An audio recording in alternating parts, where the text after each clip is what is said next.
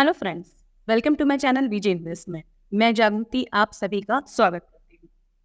आप में से कई लोग हमें जो है कमेंट करते हैं कि मैडम स्टॉक्स के बारे में बताइए, कोई स्टॉक ब्रेकआउट पे है या स्टॉक में कैसे ट्रेड कर सकते हैं या स्टॉक कैसे सर्च कर सकते हैं या बेसिकली स्टॉक में कैसे ट्रेड कर सकते हैं या कौन सा स्टॉक जो है वो ब्रेकआउट लेवल पर है, ये कैसे पहचाने। तो इस तरह के काफ़ी सारे कमेंट्स जो है हमें आते हैं और हमारे मैक्सिमम वीडियोज़ जो होते हैं वो generally option Nifty, bank Nifty पर होते हैं। लेकिन आप में से कई सारे लोग ऐसे हैं जो स्टॉक में भी ट्रेड करना पसंद करते हैं। तो उस हिसाब से आज हम जो स्टॉक की बात कर रहे हैं वो स्टॉक है इंडसइंड बैंक। अब इंडसइंड बैंक का अगर हम चार्ट देख रहे हैं तो पिछले कई दिनों से इंडसइंड बैंक जो है वो कंसोलिडेट कर रहा है।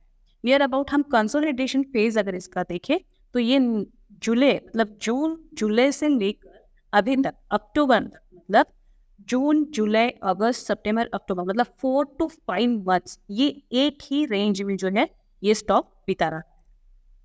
मतलब आप समझ सकते हैं कि 4 to 5 मंथ्स ये बहुत बड़ा टाइम पीरियड है एक स्टॉक को कंसोलिडेट होने के लिए। मतलब 4 मंथ से ये कंसोलिडेट हो रहा है और इसकी जो रेंज है जनरली ये अप जाता है 1470 के रेंज के आसपास जाता है और डाउन आ जाता है 1400 के आसपास आ जाता है, फिर इसी रेंज में ऊपर और फिर इसी रेंज में नीचे। तो इस तरह से जो है इसकी कई दिनों से मूवमेंट जो है वो चल रही है। अब अगर हम चार्ट देख ही रहे हैं तो चार्ट पर हमें एक और चीज जो है वो दिख रही है कि चार्ट्स पर अगर हम देखें तो कंसोलिडेट तो कर रहा है, लेकिन इसके लोज की अगर हम बात करें तो इसके लो से हमें जो है बाइंग भी दिख रही है। इसके लो से हमें हमेशा बाइंग दिखती है और अगर हम लो की बात करें तो ये हायर लोस जो है वो बनाता जाता है। मतलब इसमें बाइंग सेंटिमेंट्स जो है अब धीरे धीरे बढ़ रहे हैं। अगर रिजल्ट की बात करें तो इसका रिजल्ट जो है वो नॉर्मल ही रिजल्ट है, बट इसकी जो मैनेजमेंट की कमेंट्री है वो काफ़ी अच्छी है और इसके साथ ही इसमें जो पॉजिटिव न्यूज़ चल रही है कि MSCI इंडेक्स में इसे ऐड किया जा रहा है। तो अगर ये हो जाता है तो ये काफ़ी अच्छा अपमूव जो है दे सकता है। बट अपमूव देगा न्यूज़ के बेसिस पे वगैरह वो सब ठीक है, बट अगर हम सिर्फ चार्ट की बात करें तो इस रेंज को अगर ये ब्रेक कर जाता है, जैसे 1470, इस रेंज को अगर ये ब्रेक कर जाता है तो एक अच्छी खासी अपमूव जो है हमें मिल सकती है। लेकिन ऐसा ना हो कि ये सिर्फ ब्रेक कर रहा है और हम ट्रेड ले लें, ऐसे नहीं होगा।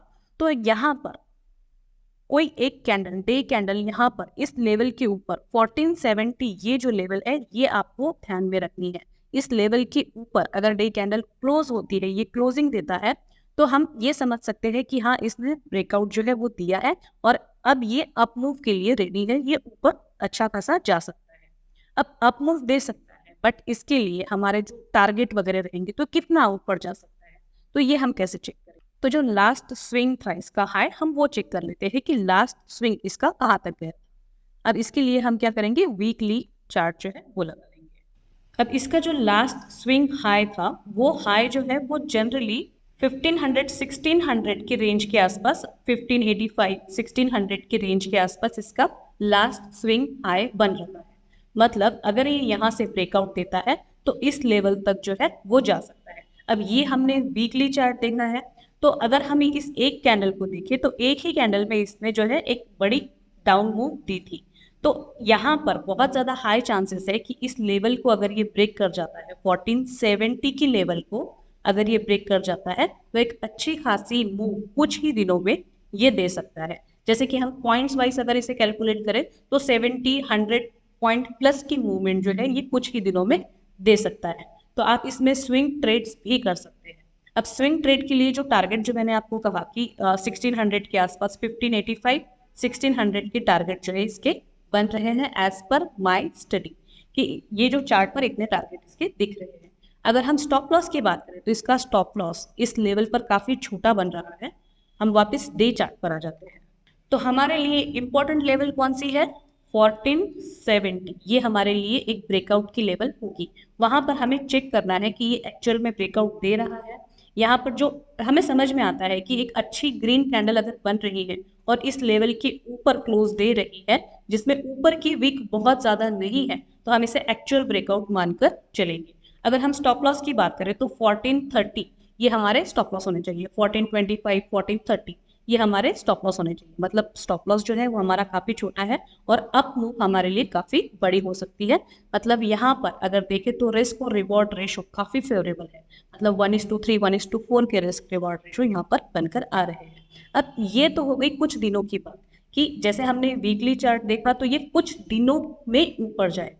अगर आप इंट्राडे ट्रेडर हैं और आप कहेंगे कि इसने ब्रेकआउट दिया और एक ही दिन में ये 70-100 पॉइंट के मूवमेंट देगा, तो स्टॉक्स में जनरली ऐसा नहीं। लेकिन फिर भी आप अगर स्टॉक में इंट्राडे ट्रेड करना चाहते हैं तो आप इसके मोमेंटम पर ट्रेड कर सकते हैं। जैसे कि अगर ये ब्रेकआउट दे देता है इस लेवल के ऊपर, डे क्लोज दे देता है, तो एवरी डे आप इसे बाय करके इंट्राडे में कुछ पॉइंट्स जो है वो कलेक्ट कर सकते हैं। जैसे कि इस लेवल के ऊपर क्लोज करने के बाद ये बुलिश जोन में आ जाएगा, तो वो नीचे तो आएगा स्टॉक, प्रॉफिट बुकिंग भी आएगी, नीचे भी आएगा, लेकिन जैसे ही नीचे आएगा ये तुरंत जो है अप मूव दे देगा। तो आप इंट्राडे में भी एवरी डे इसे बाय करके चल सकते हैं। अदरवाइज आप शॉर्ट टर्म ट्रेड करना चाहते हैं, स्विंग ट्रेड करना चाहते हैं, तो स्टॉप लॉस और टारगेट जो है हमारे लिए फेवरेबल रहेगी। इसके साथ ही इसने जो है 20 डे मूविंग एवरेज के ऊपर ही जो है क्लोजिंग दिया है। तो आपको इस स्टॉक पर ध्यान रखना है, इसके ब्रेकआउट पर ध्यान रखना है। एज पर माई स्टडी जो है इसके जो मूव्स है, जो व्यू है, इस हिसाब से जो है बन रहे हैं। तो हम कोशिश करेंगे कि आप अगर और कोई स्टॉक में ट्रेड करना चाहते हैं या किसी स्टॉक की लेवल्स पर आप व्यूज चाहते हैं तो हमें कमेंट में ज़रूर बताएं।